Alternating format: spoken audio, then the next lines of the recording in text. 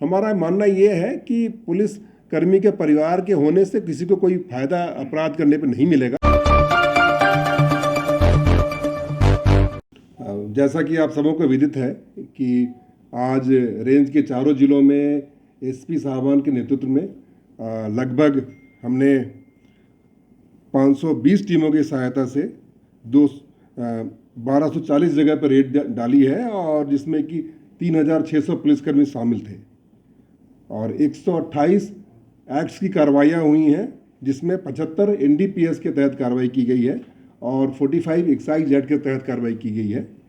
और 5 arms act के तहत कार्रवाई की गई है। सबसे महत्वपूर्ण बात यह है कि इसमें 481 151 के तहत गिरफ्तार किए गए हैं और टोटल 677 अपराधियों को या ऐसे अवांछित व्यक्तियों को गिरफ्तार किया गया है जिससे कि समाज में शांति भंग करने का खतरा। जैसा कि मैंने आपको बताया कि 75 एनडीपीएस के तहत मुकदमे दर्ज किए गए हैं, जिसमें कि विभिन्न तरह की अफीम, गांजा इत्यादि बरामद किए गए हैं। क्वांटिटी की मात्रा भी आ रही है तो उसको मैं कोलेक्ट कर पाऊंगा, बट मैं इतना कहना चाहता हूं कि विशेष तौर पे चिट्टे बिकने की बहुत सारी शिकायतें आ रही थी, तो उसका हमने सर्वे किया है और डॉग स्क्वाड भी यूज़ किया है, जिससे कि जहाँ जहाँ पे थड़ियों पे या पान की दुकान पे या स्कूल या हॉस्पिटल के बाहर जो चिट्टे बिकते हैं उस पर रोक लगाई जा सके और जो हमारी युवा पीढ़ी जो उसमें उनकी आदत ख़राब हो रही है, बिगड़ रहे हैं, उस पर रोक लगाई जाए। सारे एसपी साहबान के लीडरशिप में 4 बजे फोर्स को इकट्ठा किया गया और उनकी ब्रीफिंग की गई। इसके पहले पुलिस कांस्टेबल जो हमारे बीट कांस्टेबल्स हैं उनकी सहायता से बीट लेवल पे सूचना एकत्रित की गई। इसके अलावा भी जो इंटेलिजेंस ब्रांच है एसपी ऑफिस में, उनसे भी सूचना इकट्ठा की गई और जो डीएसटी है उन्होंने भी सूचना इकट्ठी की और उसके बाद सारे सूचना को संग्रहित कर उसके बाद कार्रवाई को अंजाम दिया गया है और अभी तक की इस साल की यह सबसे बड़ी कार्रवाई है। आने वाले दिनों में भी इसी तरह से हम सूचना संग्रहण करके और लोगों से फीडबैक लेकर के हम कार्रवाई करते रहेंगे। अभी प्रकरण दर्ज किए गए हैं, उसके बाद उनमें अन्वेषण होगा और हर एक व्यक्ति से पूछताछ कर रहे हैं, उसकी पूछताछ नोट अलग से बन रही है और हम इंश्योर करेंगे कि इन सारे केसेस में जहां से इन्होंने सप्लाई लिया है और जहां देना था दोनों जगह पे कार्रवाई हो और दोनों को बुक किया जाए। जैसे आप बीकानेर में टीमों की संख्या है 100 और कुल 1200 लोग इसमें इन्वॉल्व थे लगभग और 175 स्थानों पे दबिश दी गई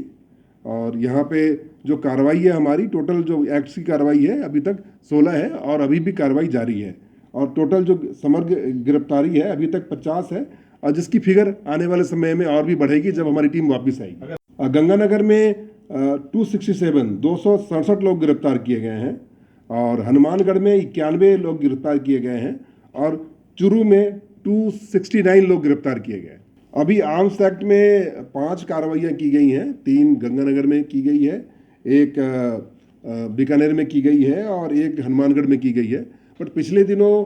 विशेष तौर पे बीकानेर जिले में और गंगानगर में आर्म्स एक्ट पे पुख्ता कार्रवाई की गई है, जिसमें कि हम सप्लायर तक भी पहुंच पाए हैं और पिछले साल की अपेक्षा लगभग 100% ज़्यादा हमने आर्म्स रिकवर किए हैं और लोगों की गिरफ्तारियाँ भी की हैं। आए हैं या जो सोशल मीडिया पे आर्म्स का डिस्प्ले करते हैं उन तक भी पहुंच रहे हैं और उनके खिलाफ कार्रवाई कर रहे हैं। हमारा ये मानना है कि जिसके पास भी अवैध आर्म्स है उसका वो यूज़ करेगा या मिसयूज़ करेगा, इस कारण से उसमें जीरो टॉलरेंस है और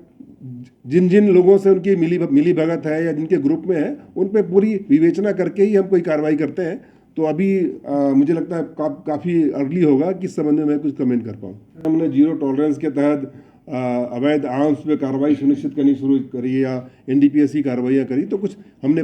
इसमें पुलिसकर्मियों की गिरफ्तारियाँ भी हुई हैं, जो कुछ आरएससी के जवान थे उनको गिरफ्तार भी किया एनडीपीएस में और आर्म्स एक्ट में जितनी कार्रवाइयाँ हुई हैं तो उनके परिवार के लोग कुछ इन्वॉल्व मिले हैं, उन पर भी जीरो टॉलरेंस के तहत उनको गिरफ्तार किया गया है। हमारा मानना ये है कि पुलिस कर्मी के परिवार के होने से किसी को कोई फायदा अपराध करने पर नहीं मिलेगा, बट उसके साथ ही हमने यह सोचा है कि यह समय है कि हम अपने सारे जो पुलिस कर्मी बंधु हैं उनके साथ बैठ करके और उनकी बातें शेयर करें और जो स्ट्रेस में रहते हैं तो स्ट्रेस मैनेजमेंट की जो चीज़ें हैं वो भी उनको बताएं। इसके साथ ही उनको ये कहें कि अपना समय कुछ फैमिली के साथ भी दें।